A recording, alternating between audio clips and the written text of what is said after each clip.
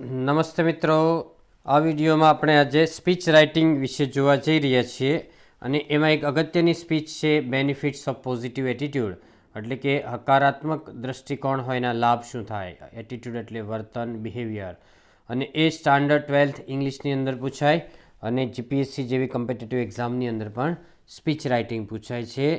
તો ચાલો જોઈએ છીએ કે hello friends, we live in a world which is full of affairs.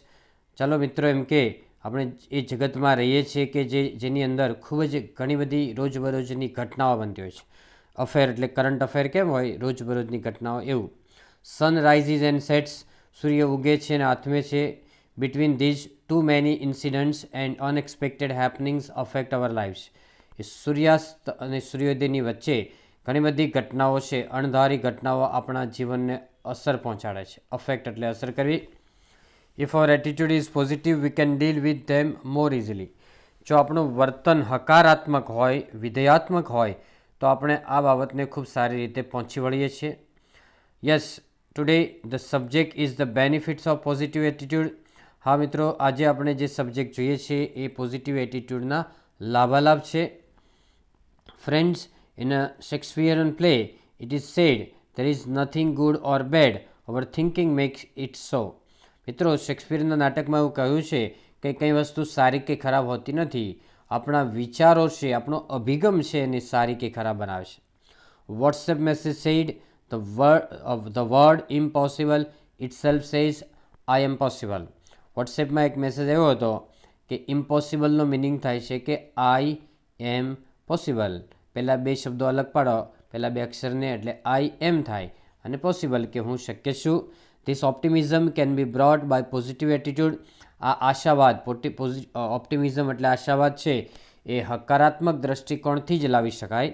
And if it becomes way of life, many constructive changes in one's life would make life more successful, happier and brighter. જો જીવનની અંદર આ પરિવર્તન લાવીએ તો ખૂબ જ સર્જનાત્મક પરિવર્તનો છે આપણા જીવનની અંદર આવે, આપણે સફળ, સુખી અને તેજસ્વી બની શકીએ. When Gandhiji was thrown out of the train, the 3/4 of world was ruled by England. જ્યારે ગાંધીજીને ટ્રેનમાંથી ફેંકી દેવામાં આવ્યા ત્યારે 75% દુનિયા ઉપર અંગ્રેજો શાસન કરતા હતા. 3/4 એટલે 3/4 ભાગમાં. When Hitler became the member of the political party, the Germans were frustrated and under great depression, but both were men of positive energy. પણ હિટલર છે જ્યારે પોલિટિકલ પાર્ટીનો મેમ્બર બન્યો ત્યારે જર્મન છે હતાશ હતા અને ખૂબ જ તણાવમાં હતા, પરંતુ આ બંને માણસો પોઝિટિવ એનર્જીવાળા હતા. Gandhiji liberate India and Germany put up a characteristic example of rise and fall.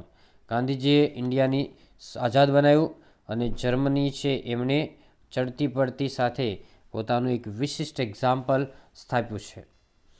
A positive attitude helps you see the bright side of life and expects the best to happen.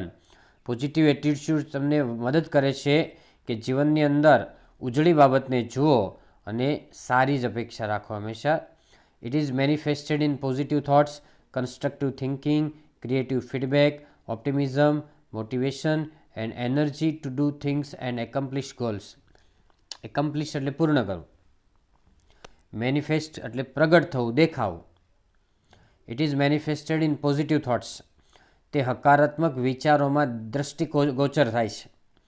Constructive thinking એટલે સર્જનાત્મક વિચાર, creative feedback એટલે સર્જનશીલ feedback છે, optimism એટલે આશાવાદ, motivation એટલે પ્રેરણા, energy એટલે શક્તિ, ટુ ડુ થિંગ્સ એટલે કાર્યો કરવાની શક્તિ, એન્ડ એકમ્પ્લિશ ગોલ્સ એટલે ગોલને પૂરા કરવાની શક્તિમાં આ હકારાત્મક દ્રષ્ટિકોણ એ તમારા વિચારોમાં, તમારા સર્જનશીલ વિચારોમાં, સર્જનશીલ ફીડબેક, આશાવાદ, પ્રેરણા અને કાર્યો કરવાની શક્તિ અને પૂર્ણ કરવાની શક્તિમાં પ્રગટ થાય છે.